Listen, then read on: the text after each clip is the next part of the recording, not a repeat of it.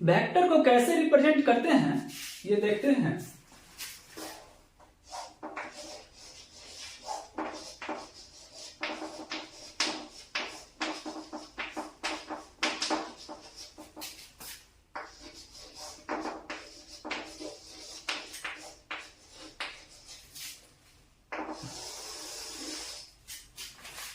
तो हम लोगों ने देखा था कि वेक्टर में दो चीजें होती है, एक मैग्नीट्यूड और दूसरा डायरेक्शन।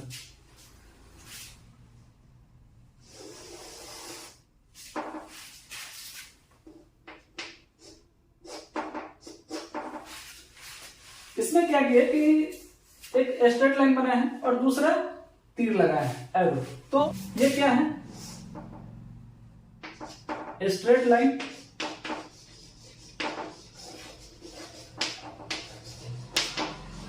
और ये क्या है, एरो। तो ये जो है स्ट्रेट लाइन, ये उस वेक्टर का मैग्नीट्यूड दिखाता है और ये जो है ये डायरेक्शन दिखाता है।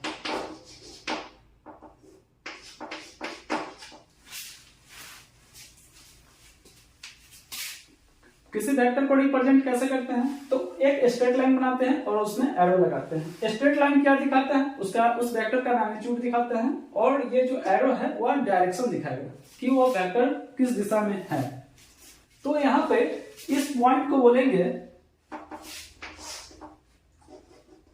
इनिशियल पॉइंट,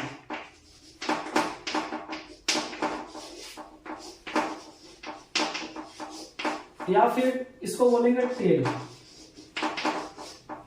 टेल पीछे ऐसा भी लग रहा है कि ये पीछे का पार्ट है और ये आगे का पार्ट है। तो पीछे क्या होता है, टेल होता है, पूंछ होता है। तो इसको या तो टेल बोल सकते हैं या फिर इनिशियल पॉइंट बोल सकते हैं। इसको बोलेंगे, इस जो पॉइंट है यहाँ पे, इसको हम लोग बोलेंगे टर्मिनल पॉइंट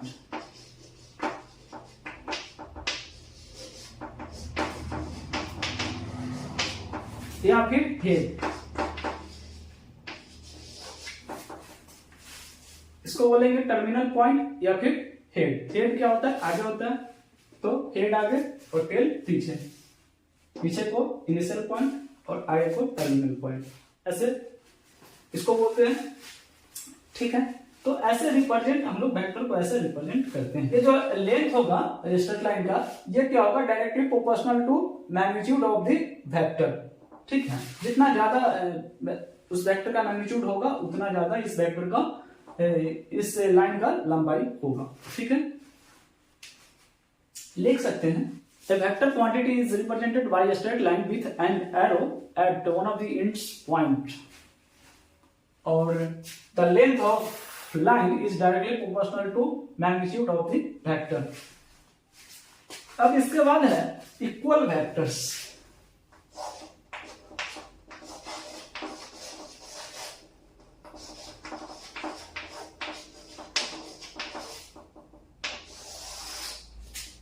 इक्वल्स वेक्टर हम लोगों ने देखा कि वेक्टर के पास मैग्नीट्यूड और डायरेक्शन होता है। तो यदि अगर कोई दो वेक्टर है और दोनों का जो है मैग्नीट्यूड बराबर है और डायरेक्शन भी बराबर है, तो वह दोनों वेक्टर क्या होगा कि बराबर होगा। यानी कोई वेक्टर ए है और कोई वेक्टर बी है, तो वेक्टर ए और वेक्टर बी दोनों का परिमाण यानी कि मैग्नीट्यूड बराबर हो, मैग्नीट्यूड बराबर हो और डायरेक्शन भी बराबर होना चाहिए। तो क्या हो जाएगा वहां पे कि वेक्टर ए बराबर वेक्टर बी हो जाएगा। तो मैग्नीट्यूड बराबर है और डायरेक्शन, मैग्नीट्यूड तो मान लीजिए कि एक 50 है और दूसरा का भी 50 होगा, तो वह बराबर है। लेकिन डायरेक्शन बराबर कब होगा, डायरेक्शन जो है अगर पैरेलल होगा, जैसे मान लेते हैं कि यहां पे देखिए वेक्टर ए और दूसरा वेक्टर बी, तो यहां पे देखिए कि दोनों का डायरेक्शन जो है सेम है।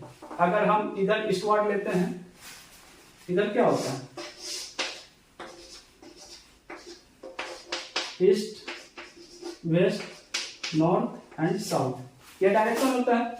तो यहाँ पे एक वेक्टर है जिसका डायरेक्शन है ईस्ट और दूसरा वेक्टर भी है उसका डायरेक्शन है ईस्ट। तो दोनों का डायरेक्शन सेम है, दोनों पैरेलल है।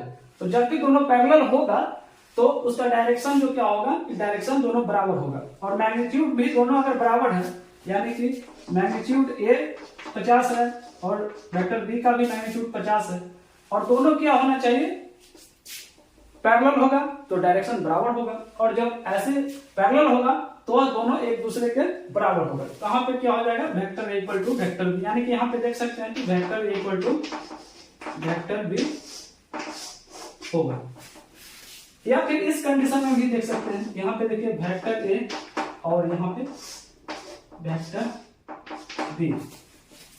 यहाँ पे भी देख लीजिए कि दोनों एक दूसरे के पैरेलल है और दोनों का अगर मैग्नीट्यूड बराबर है तो यहाँ पे क्या होगा कि vector A equal to vector B, यहाँ पे भी vector A equal to vector B होगा। तो दो वेक्टर जो है बराबर कब होगा, जब उसका मैग्नीट्यूड बराबर होना चाहिए और डायरेक्शन जो है वह पैरेलल होना चाहिए। पैरेलल है तो दोनों वेक्टर क्या होगा, वह बराबर होगा। ठीक है, समझ गए। अब चलिए आगे चलते हैं। अब है negative of A vector.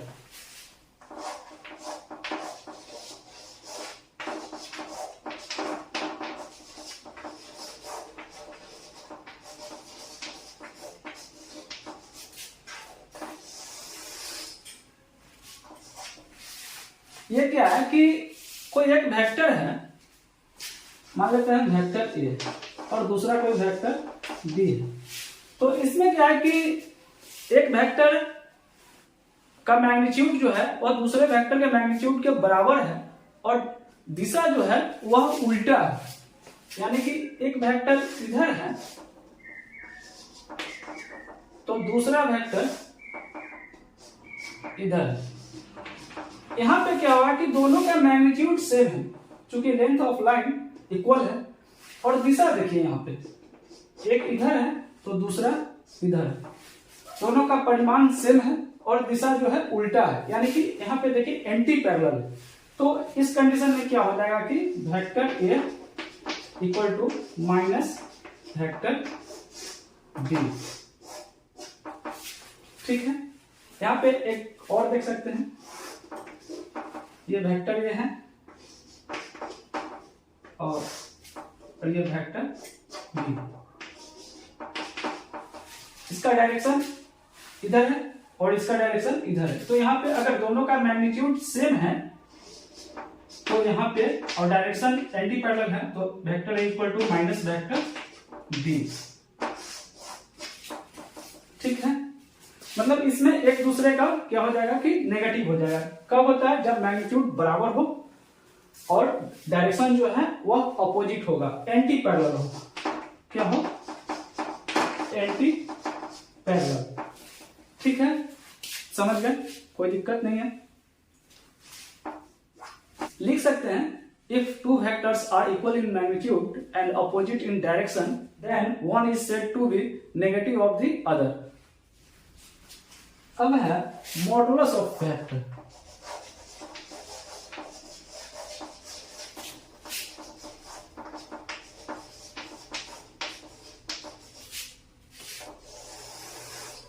Modulus of vector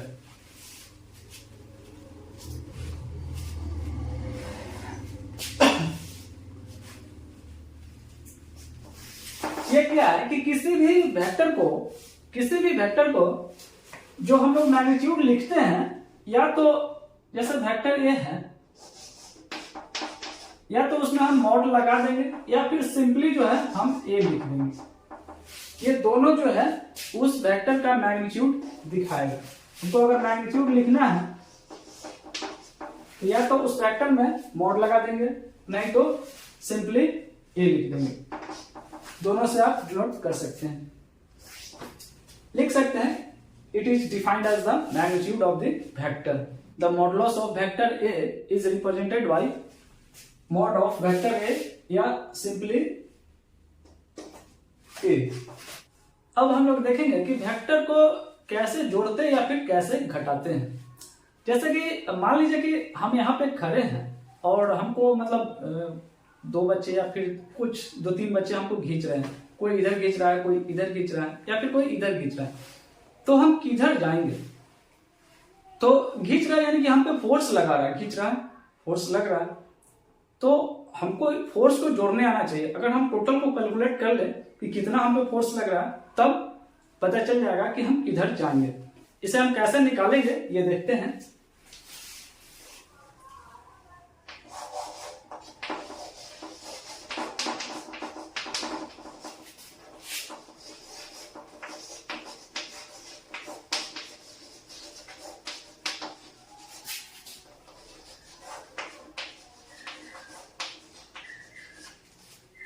addition and subtraction of vectors.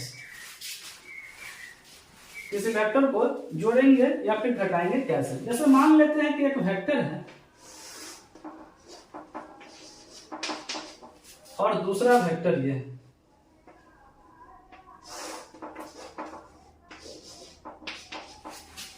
Vector A है और दूसरा वेक्टर बी है, और इस दोनों को हमको जोड़ना है। तो हम लोग जोड़ेंगे कैसे, सो देखते हैं। इस वेक्टर को, वेक्टर ए, वेक्टर बी को इधर करते हैं, थोड़ा इधर कर सकते हैं।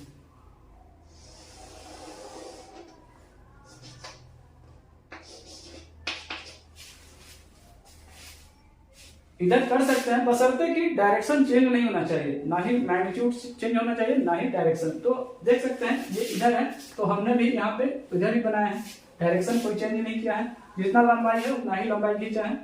तो ये वेक्टर ए, वेक्टर बी को क्या किए, थोड़ा सा इधर शिफ्ट किए हैं, शिफ्ट, यानी कि वेक्टर बी का जो टेल है वो वेक्टर ए के हेड से मिला है, ठीक है। और जब ये दोनों को हम जोड़ेंगे तो दोनों का जोड़ जो है ये निकलेगा, यानी कि vector A plus vector B, ये निकलेगा। Vector A plus vector B जोड़ेंगे तो ये निकलेगा, ये जिसको रिजल्टेंट भी बोलते हैं। तो यही जो हम बताए थे कि एडिशन ऑफ ट्रिंगल रूल को फॉलो करना चाहिए। तो यहाँ पे देखिए कि ये ट्रिंगल जो है ये बन रहा है, ट्रिंगल मतलब दोनों वेक्टर और रिजल्टेंट ये तीनों मिलकर एक क्या बनाना चाहिए, ट्रिंगल बनाना चाहिए, जिसको हम लोगों ने बोला था कि addition of triangle rule follow करना चाहिए। ये वेक्टर के डिफिनेशन में हम लोगों ने देखा था। तो क्या यहाँ ट्रिंगल बना रहा है, तो ट्रिंगल अगर बना रहा है तो वेक्टर है। तो ट्रिंगल बनता कैसे है, देखिए यहाँ पे एक पहला वेक्टर का हेड दूसरे वेक्टर का टेल से मिलाएंगे, और जो रिजल्टेंट होगा वह पहले वेक्टर का टेल, यहाँ पे देखिए पहला वेक्टर का क्या है, टेल, और दूसरा वेक्टर का हेड से जो मिलाएंगे वही रिजल्टेंट होगा। और दोनों वेक्टर रिजल्टेंट यानी कि दोनों वेक्टर का जोड़ होगा vector A plus vector B. अब इसको हम लोग निकालेंगे कैसे, ये दोनों का जो जोड़ होगा इसका मैग्नीट्यूड कैसे निकालेंगे, हमको रिजल्टेंट निकालना है। तो रिजल्टेंट निकालना है तो इसका मैग्नीट्यूड कैसे निकालेंगे, या फिर इसका दोनों के बीच का एंगल कितना निकालेंगे, कितना एंगल पे रिजल्टेंट है, ये कैसे निकालेंगे ये आगे देखते हैं। ये है वेक्टर ए और ये है वेक्टर बी। जब हम दोनों को जोड़ेंगे तो ये बनेगा vector A plus vector B. Vector A है और वेक्टर बी है, वेक्टर ए का हेड और वेक्टर बी का टेल से मिला है। तो जो दोनों का जो जोड़ बनता है यानी कि रिजल्टेंट जो बनता है वह वेक्टर ए का टेल और वेक्टर बी का हेड से जो मिलाएंगे वह रिजल्टेंट होगा। तो वेक्टर बी को थोड़ा सा यहां दिखाते हैं,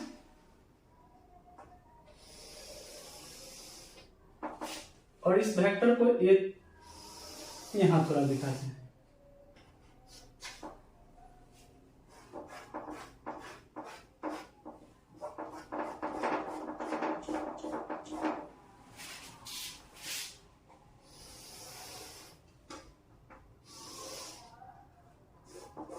क्योंकि ये सब लाइन है नहीं इसलिए उसको इस तरह बना रहे हैं। और इसको नाम दे दीजिए, कुछ नाम दे दीजिए, ओ दे देते हैं, ए दे दीजिए, और चूंकि इस वेक्टर को बना है तो यहाँ पे थोड़ा लगा दीजिए, ओ ए, और नाम दे दीजिए यहाँ पे, बी दे दीजिए, सी दे दीजिए, पी दे दीजिए। ये एक राइट एंगल है, और ये क्या है, दोनों वेक्टर के बीच का एंगल है, वेक्टर ए और वेक्टर बी के बीच का एंगल थीटा। और ये क्या है, वेक्टर ए अल्फा मान लेते हैं, वेक्टर ए और रिजल्टेंट के बीच का एंगल, तो ये भी थीटा ही होगा, क्योंकि देख लीजिए दोनों जो है ये पैरेलल है, तो ये भी थीटा ही होगा। ये जितना एंगल होगा उतना ही एंगल ये होगा, ठीक। तो ये वेक्टर बी बनाए थे और ये वेक्टर ए, तो ये लाइन जो है यहां से भी देखेंगे तो vector B plus vector A होगा, दोनों सेम लाइन है। तो यहां पे आप देखिए इन ट्रिंगल है ना, बड़ा सा ट्रिंगल में देखिए ओ पी सी, ये सी है, ओ पी सी, इस ट्रिंगल में देखिए ओ पी सी, ओसी का स्क्वायर, ओसी का स्क्वायर इक्वल टू एपी का स्क्वायर प्लस पीसी का स्क्वायर। इस ट्रिंगल में देखिए हम लोग पढ़े हैं ना, कर्ण का स्क्वायर बराबर लंब का स्क्वायर प्लस आधार का स्क्वायर, तो लिख सकते हैं, कोई दिक्कत नहीं। एपी का स्क्वायर, एपी एपी एपी गलती लीजिए ना,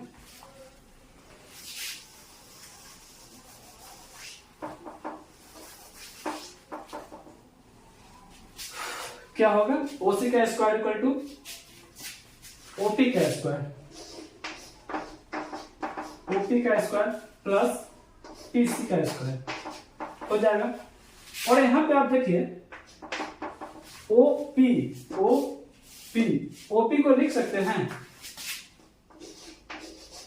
ओ ए प्लस एपी का स्क्वायर, ये स्क्वायर नहीं मतलब होल स्क्वायर, क्योंकि ये पूरा ओपी है तो ओ ए ओपी इक्वल टू लिख सकते हैं ओ ए प्लस एपी, तो हम ओपी इक्वल टू ओ ए प्लस एपी लिख दिए, स्क्वायर है तो स्क्वायर लिख दिए, प्लस पीसी, पीसी। अब इस ट्रिंगल में देखिए, इस छोटा सा राइट एंगल में देखिए कि लिख सकते हैं पीसी को चेंज कर सकते हैं इसमें कि एसी का स्क्वायर माइनस एपी का स्क्वायर लिख सकते हैं, ओ ए का स्क्वायर प्लस एपी का स्क्वायर प्लस 2 ओ ए प्लस एपी प्लस एसी का स्क्वायर माइनस एपी का स्क्वायर। यहां से देखिए एपी का स्क्वायर और एपी का स्क्वायर, ये प्लस है और ये माइनस है, कट जाएगा, तो क्या क्या बच गया, ओ ए का स्क्वायर बच गया, ओ ए तो काम का है। देखिए यहाँ पे सबको हटा के हमको सिर्फ जो काम का है, तो काम का कौन कौन होगा, चूंकि हमको दिया हुआ क्या रहेगा, वेक्टर ए और वेक्टर बी, ये सब चीजें अगर है तो उसको हटाइए। तो ओ ए तो मेरा काम का है, वेक्टर ए का मैग्नीट्यूड है, तो ओ ए भी को चेंज नहीं करेंगे। उसके बाद प्लस एसी, एसी काम का है क्या, एसी, एसी भी काम का है क्योंकि ये वेक्टर बी है, ठीक है। और उसके बाद आगे प्लस 2 ओ ए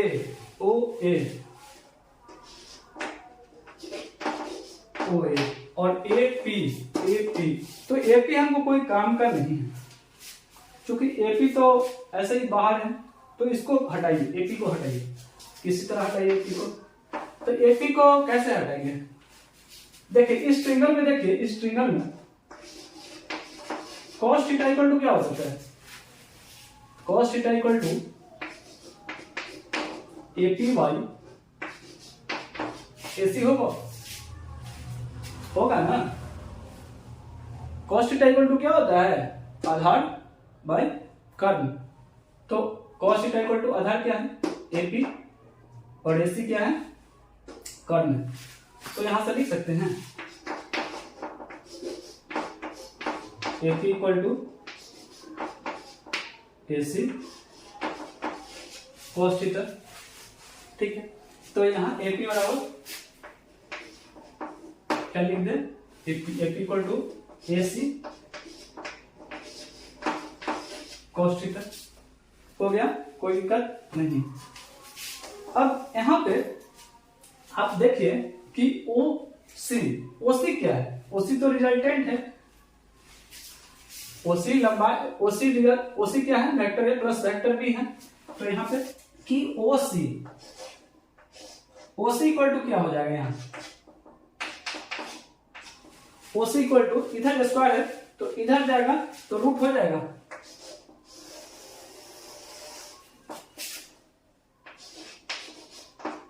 OA का स्क्वायर प्लस AC का square plus 2OA AC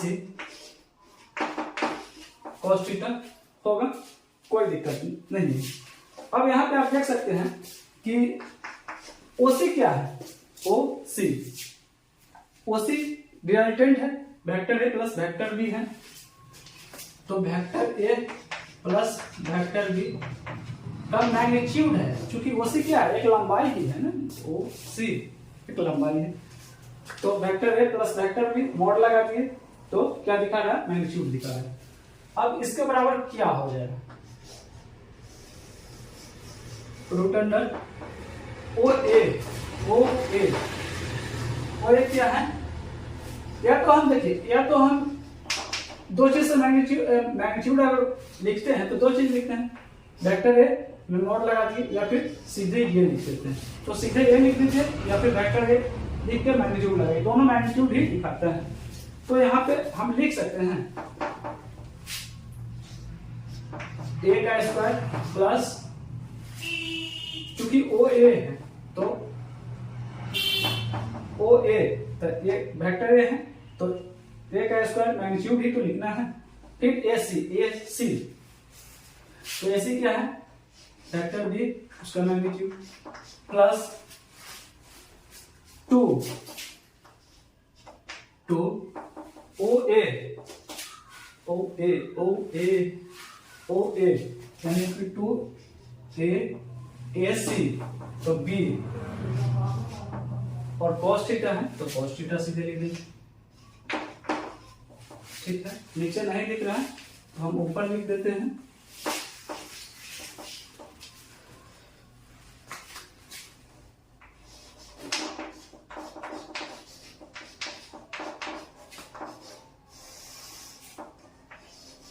A square plus B square plus 2AB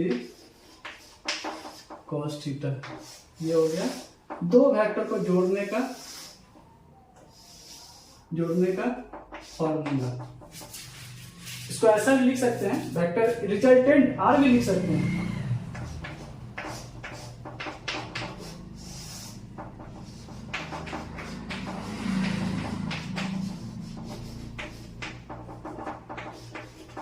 cos theta ऐसे भी लिख सकते हैं।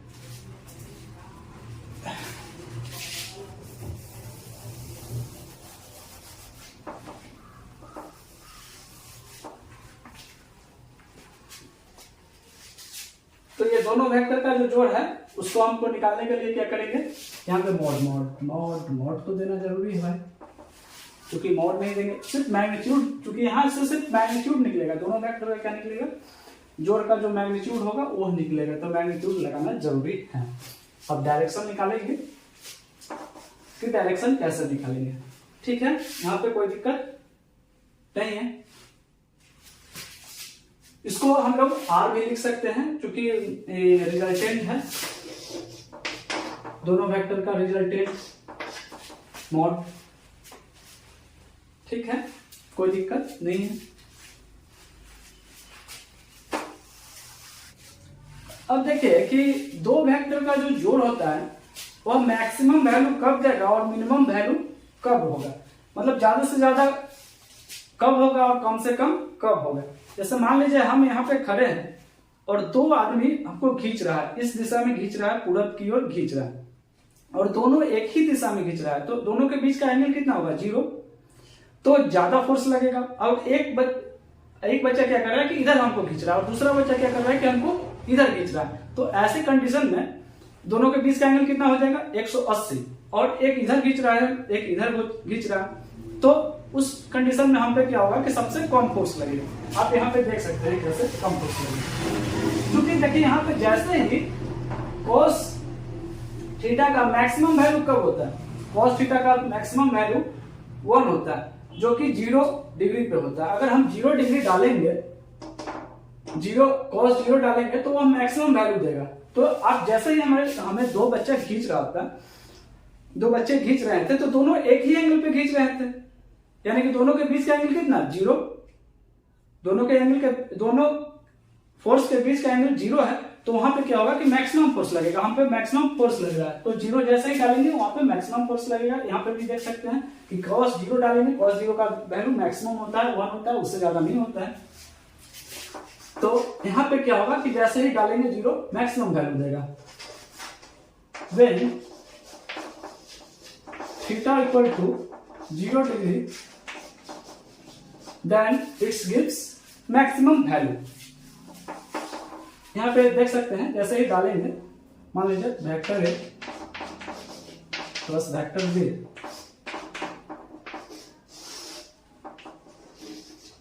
ए square plus B square plus 2ab cos 0 A square plus B square plus 2ab, और cos 0 का value कितना होता है, 1। तो ये हो जाएगा A square plus B square plus 2ab। तो इसको लिख सकते हैं a प्लस बी का होल स्क्वायर, यानी कि रूट से स्क्वायर कट जाएगा, यानी कि a प्लस बी। यानी जब भी निकालना हो मैक्सिमम वैल्यू, अगर 0 मैक्सिमम वैल्यू कब होगा, 0 पे होगा। When theta equal to 0 degree, तो उस पे क्या होगा कि मैक्सिमम वैल्यू देगा। ठीक है, यहाँ पे आपका मैक्सिमम वैल्यू निकल जाएगा। तो मैक्सिमम वैल्यू में क्या होगा, a प्लस बी डायरेक्ट जोड़ सकते हैं। ठीक है, लेकिन अब मिनिमम वैल्यू कब होगा, तो मिनिमम वैल्यू आपको 180 पे होगा। When theta equal to 180 degree, then it's gives minimum value. जैसे एक बच्चा इधर खींच रहा था, दूसरा इधर खींच रहा था, तो दोनों के बीच का एंगल कितना था, 180। तो एक इधर खींच रहा है, एक इधर खींच रहा है, तो दोनों एक दूसरे को कैंसिल भी कर, अगर इक्वल फोर्स हो तो ऐसे भी 0 हो जाएगा। तो यहाँ पे और ऐसे ही cos 180 का वैल्यू जो है सबसे कम होता है, -1 होता है।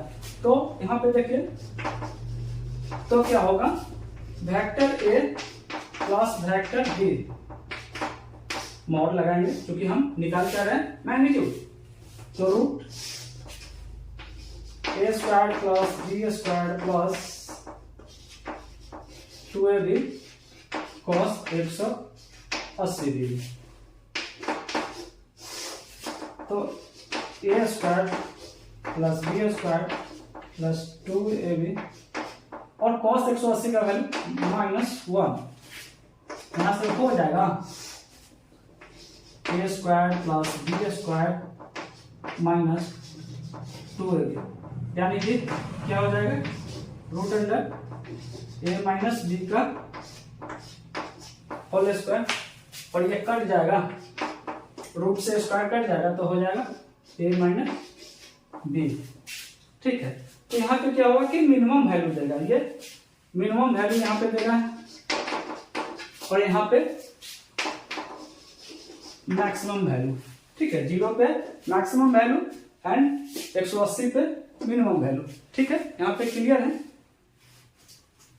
चलिए, ये तो अब जो हम लोगों ने रिजल्टेंट का मैग्नीट्यूड निकाल लिया कि कितना, लेकिन किधर होगा, तो किधर होगा, तो भाई ये जो है ये अल्फा निकालेंगे तो ये हमें निकल जाएगा कि कितना एंगल पे है, ये रिजल्टेंट कितना एंगल पे है। तो चलिए अब इसको हम लोग निकालते हैं। OPC, ये बार का ट्रिंगल में देखिए, in triangle O P C, tan alpha equal to क्या हो जाएगा, tan अल्फा इक्वल टू क्या होता है, tan थीटा या tan अल्फा, मतलब कुछ भी, यहाँ अल्फा है तो जो एंगल है वही एंगल देंगे। तो क्या होता है, लंब बटे आधार, ये तो हम लोगों ने पढ़ा है। लंब क्या है इसमें, पीसी, आधार क्या है, एपी है। तो अब यहां पे देखिए PC PC PC PC PC तो दिया नहीं रहेगा, कोई काम का रहेगा नहीं। तो आप देखिए इसको,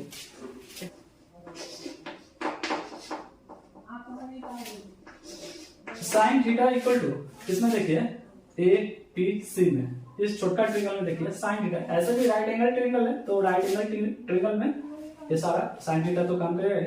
साइन थीटा इक्वल टू क्या हो जाएगा, लंब बटे कर्ण होता है ना, तो पीसी बाई एसी, कोई दिक्कत नहीं है। तो हम यहां से लिख सकते हैं PC equal to AC sine theta, कोई दिक्कत नहीं। उसके बाद अगर cos थीटा लिखना है, cos थीटा इक्वल टू क्या हो जाएगा, आधार बटे कर्ण, यानी कि एपी बाई एसी।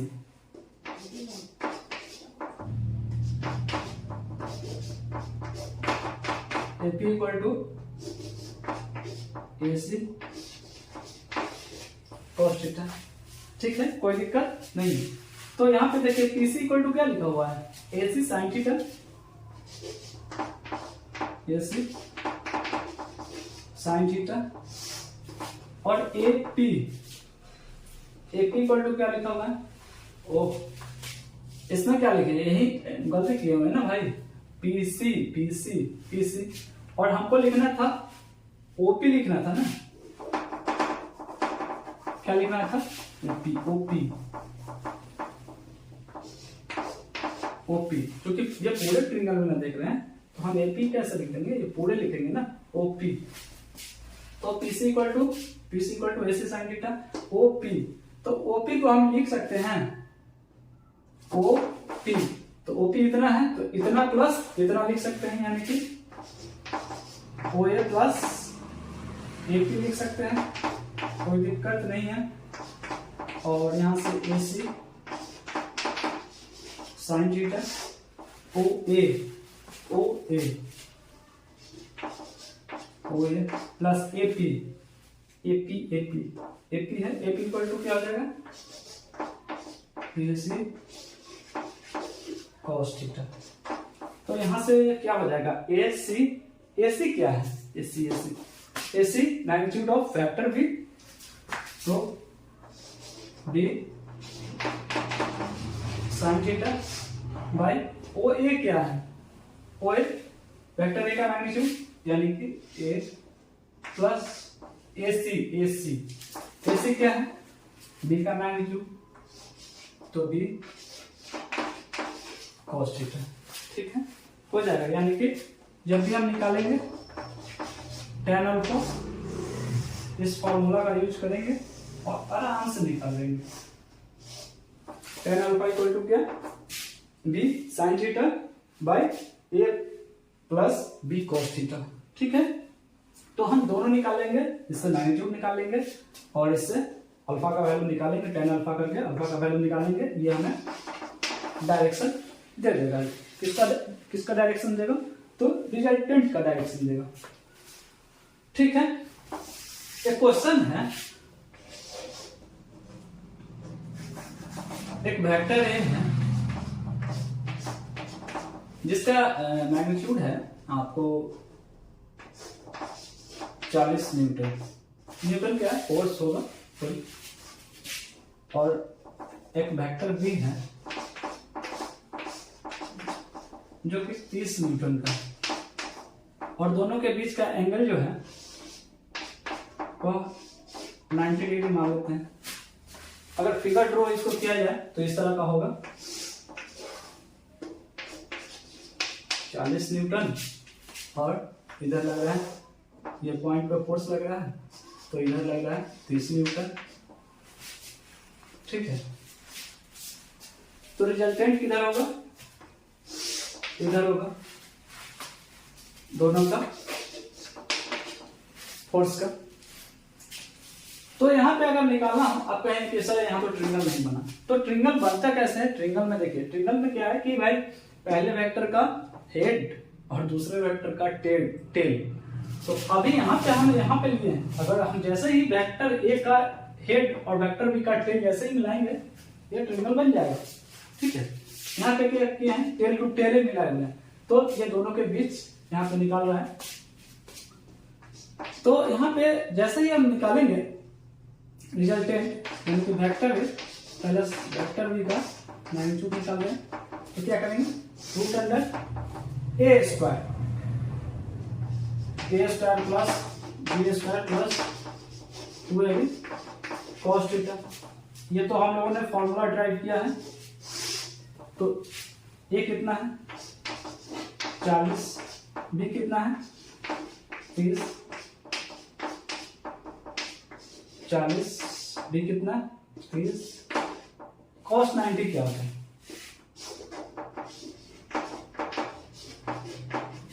cos 90 मालूम है? cos 90 जीरो होता है।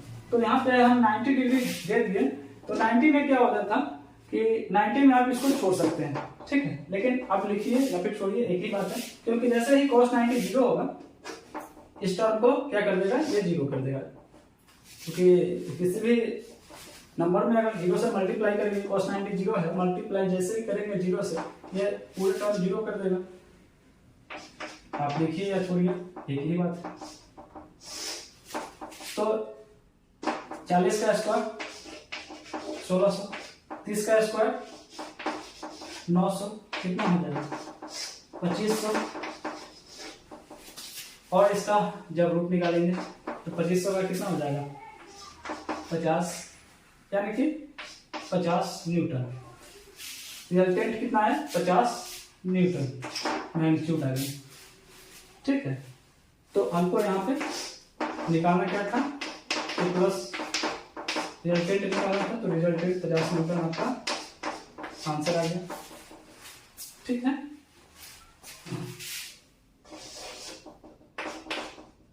दूसरा क्वेश्चन है,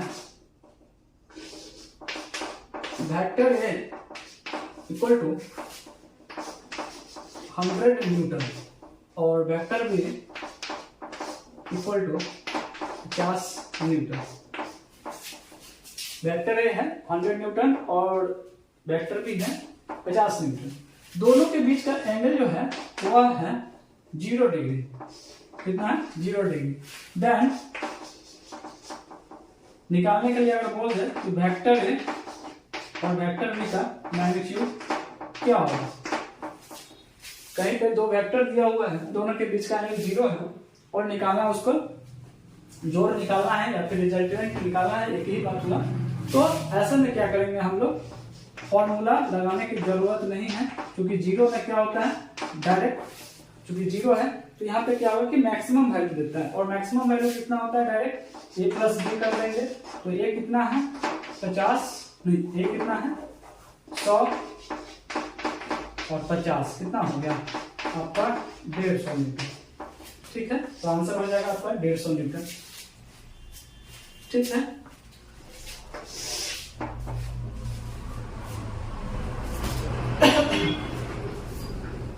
और डायरेक्शन की अगर बात की जाए कि डायरेक्शन किधर होगा, तो डायरेक्शन यहाँ पे देखिए कि एक फोर्स लग रहा है 100 न्यूटन इस क्वेश्चन में, दूसरा लग रहा है इधर ही लग रहा है 50 न्यूटन, दोनों के बीच 0 एंगल है, 0 डिग्री है। तो यहाँ पे रिजल्टेंट भी जो होगा वह 0 पे ही होगा, दोनों के बीच 0 डिग्री ही होगा, यानी कि अल्फा जो होगा वह 0 ही होगा। ठीक है, यही क्वेश्चन में थीटा अगर 180 डिग्री हो और निकालने के लिए बोले तो दोनों का जोड़ अगर हमको निकालना है तो क्या होगा, यहाँ पे क्या करेंगे डायरेक्ट a माइनस बी कर देंगे। कितना हो जाएगा 100 माइनस 50 यानी कि